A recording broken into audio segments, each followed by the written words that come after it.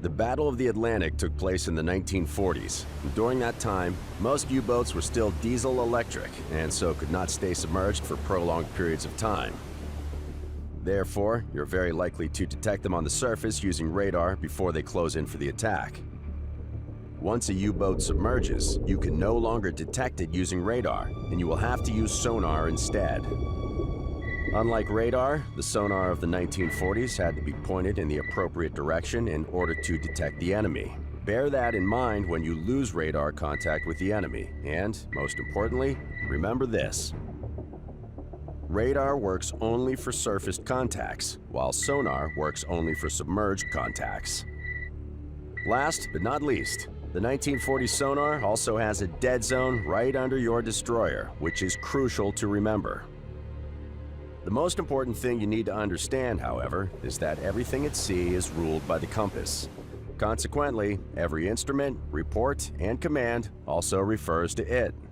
It works just like the clock, with 000 or 360 at the top, 090 on the right, 180 at the bottom, and 270 on the left. These three-digit codes are called bearings, and they refer to the cardinal points. 000 or 360 is the north, 090 is the east, 180 is the south, and 270 is the west. So, if there is a contact at bearing 090, it means that it is located east of our position. This system allows the crew to quickly exchange information regarding where the enemy has been detected, what course to take, and so on. Once you understand it, it quickly becomes second nature. In summary, the most important information for you will always be the position of the currently tracked enemy, which is given in bearings, which direction, and ranges, how far away from your position. The last thing you need to know is how to execute a successful depth charge attack. The problem consists in hitting a moving object in 3D space with a weapon that has a considerable delay between being fired and hitting the target.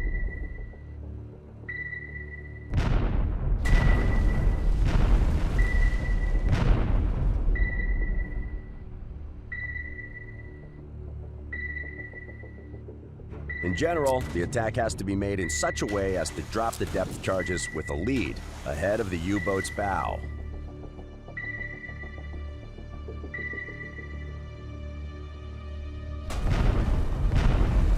What is more, the depth charge fuse must be set for shallow, medium, or deep.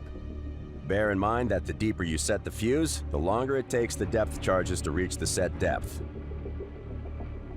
The optimal time to drop depth charges is calculated by an analog computer called the Tactical Range Recorder. It measures the speed of closing the distance between your destroyer and the target, and will help you to decide when to give the order to fire.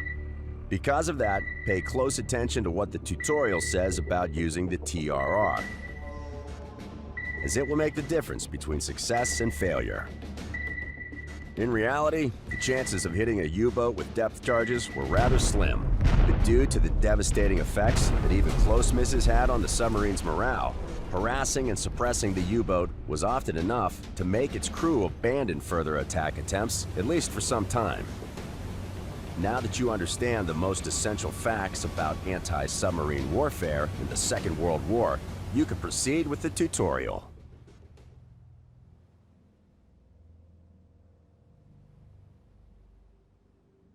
All engines ahead standard. All engines ahead standard. Aye, sir.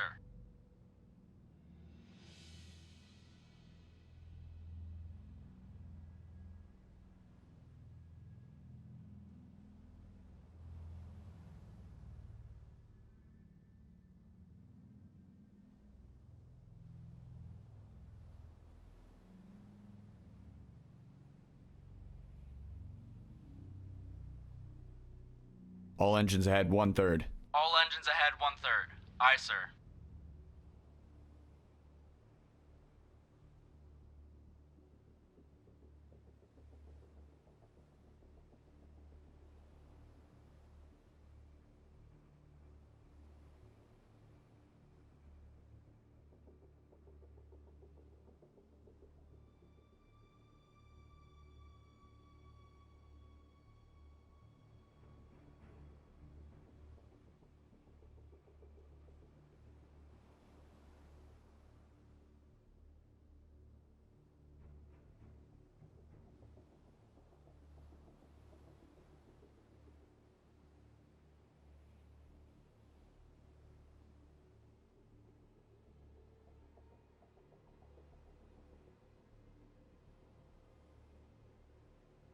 Hard right rudder. Hard right rudder.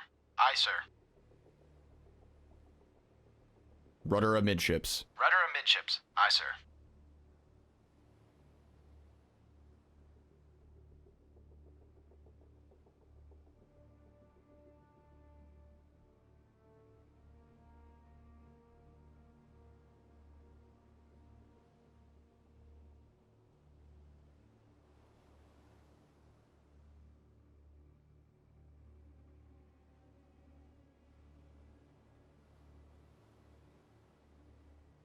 Rudder 20 degrees right. Rudder 20 degrees right. Aye, sir.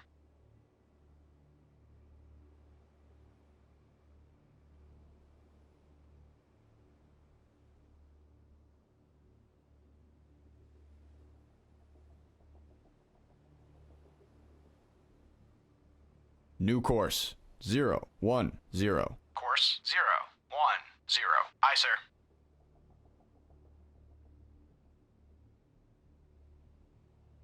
Surface radar has a new contact. Bearing 033. Range 3,300 yards. Bridge combat. New surface contact from radar. Bearing 033. Range 3,300 yards. I designate contact able. Time 08. Contact able now bears 033. Range 3,000 yards.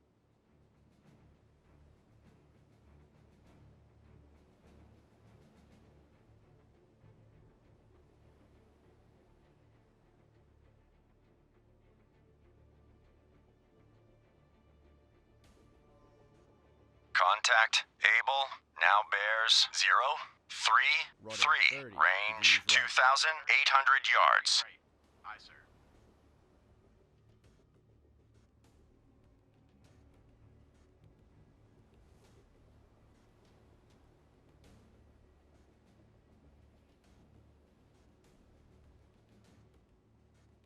Contact able now bears 033. Range 2,600 yards.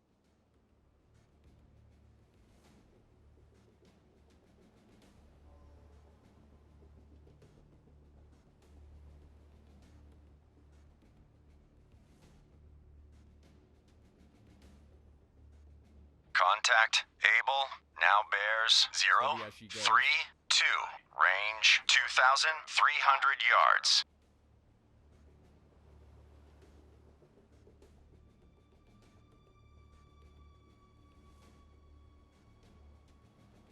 Rudder 10 degrees left. Rudder 10 degrees left. Aye, sir. Contact able now bears 030. Range 2,100 yards. All engines ahead 1/3. All engines ahead 1/3. Aye, sir.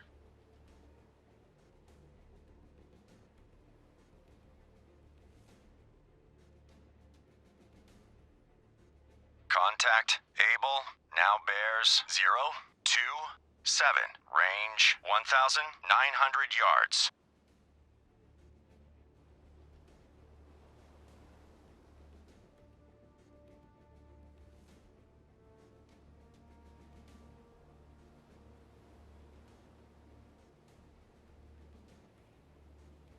Contact able now bears 025. Range 1,600 yards.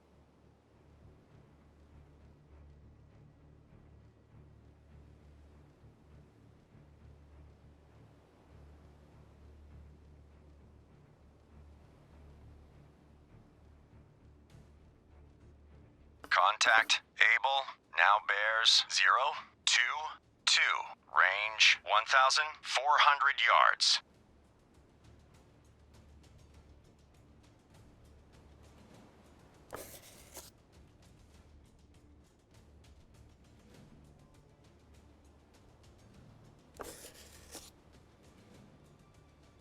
Contact able now bears 018. Range 1,200 yards.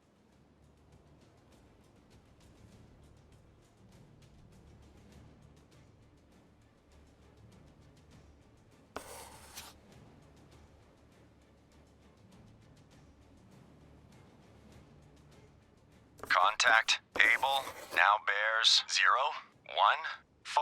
Range 1,000 yards.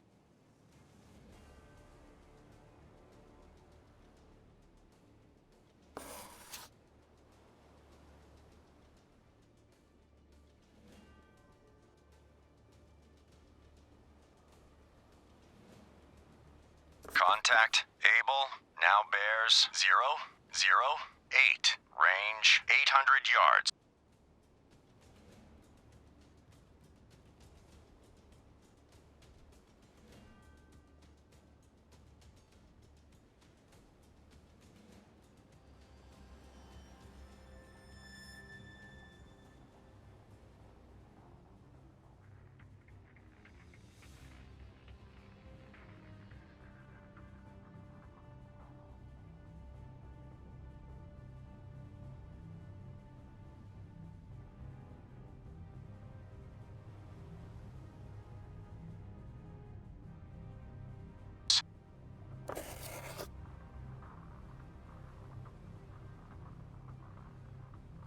Stand by to fire.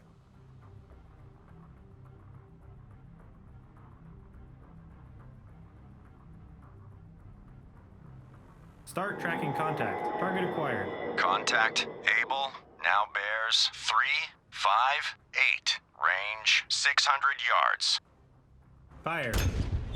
Target bearing 3, 5, 3. Range 500 yards. Load star shells. Illuminate 3, 4, 7. Contact Able now bears 3, 4, 4. Range 400 yards. Load point. Lost contact Able. Last bearing 3, 4, 4. Last range 400 yards. Target bearing 3, 4, 7. Range 400 yards.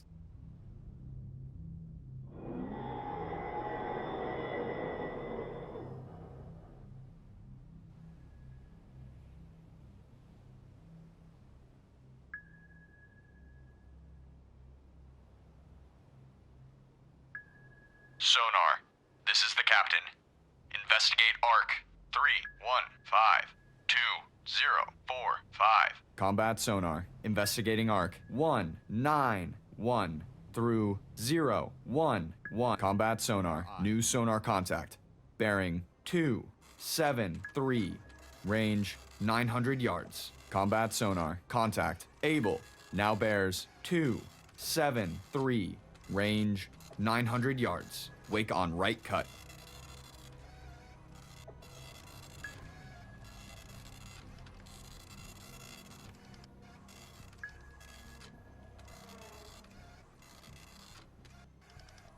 Combat sonar. Contact Able now bears 2, 7, 4.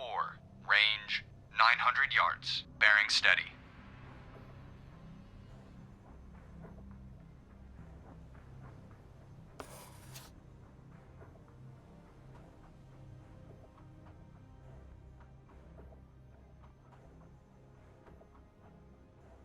Combat sonar. Contact. Able. Now bears 2, 7, 6. Range 900 yards. Very strong propeller noise.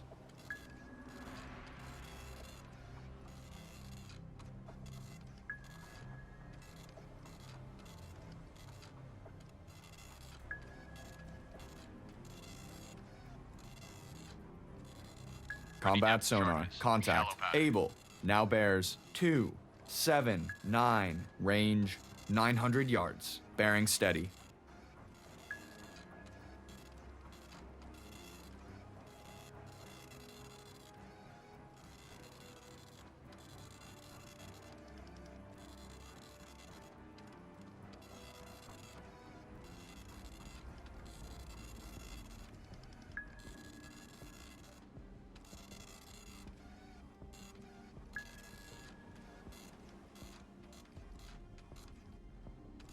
Combat sonar. Contact. Able. Now bears 2, 8, 0. Range 900 yards. Very strong propeller noise.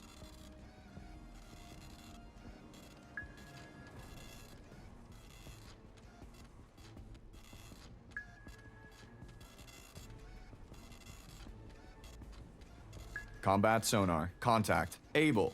Now bears 280. Range 700 yards. Bearing steady.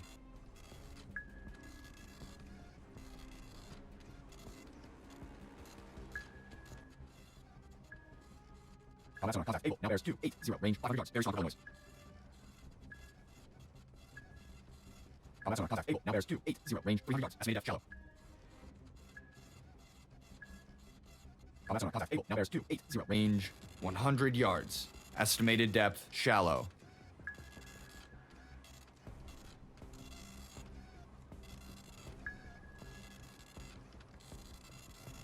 Fire 1. Combat sonar. Lost contact. Able. Last bearing 2. Fire 2. 0. Last range 100 yards. Fire 3.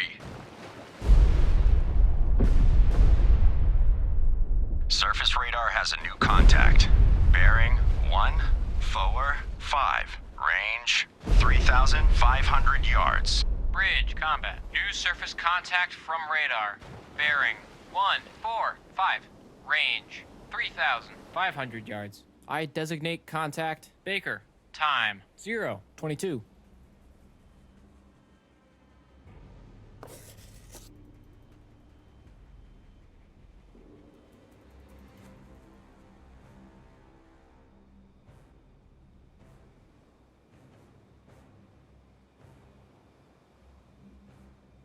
Contact Baker now bears 142.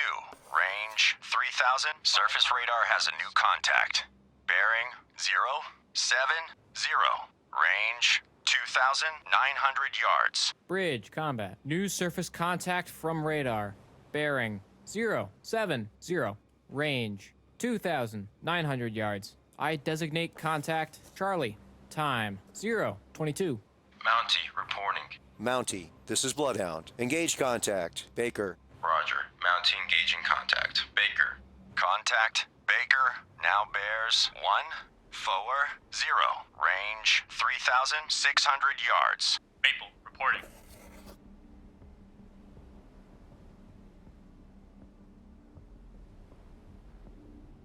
Black Cat reporting. Roger.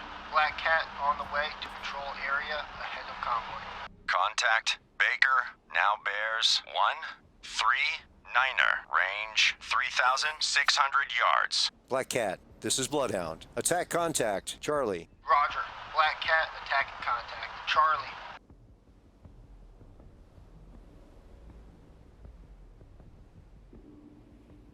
Contact Baker now bears 137.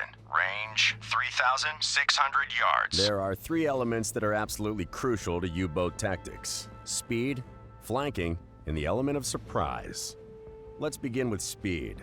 The submerged U-boat is roughly as fast as the convoy, so it cannot effectively catch up on it from behind. It would first need to surface to make more speed, yet at the cost of being attacked by escort gunfire. Therefore, the most dangerous kind of enemy is the clever U-boat captain who approaches submerged from the front of the convoy, maintaining the element of surprise, unless you detect him with the sonar. Most enemy captains, however, will approach the convoy on the surface, for reasons already mentioned in the ASW 101 video.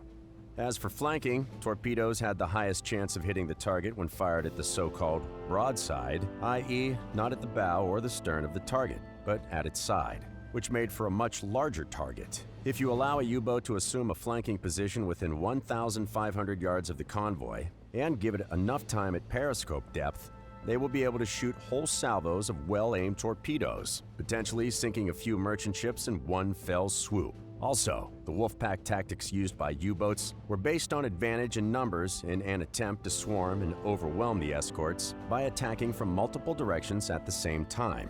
This was supposed to create a shock effect and confuse the escorts by creating chaos and giving them more targets that they could handle at a time. In order to help you prevent that, here is a handful of tactical advice. The best area for U-boats to attack from are the convoy flanks. Prevent them from sneaking into good firing positions, and convoy survivability will rise exponentially. U-boats approaching submerged from the front of the convoy can be a nasty surprise. Whenever possible, maintain at least minimal sonar coverage aimed towards the front of the convoy. If you manage to attack and suppress a U-boat long enough, it will stay submerged and will eventually end up behind the convoy. If that is the case, it will be almost impossible for it to catch up without surfacing, and its threat will have been nullified, at least for some time. Try to attack U-boats as far away from the convoy as possible.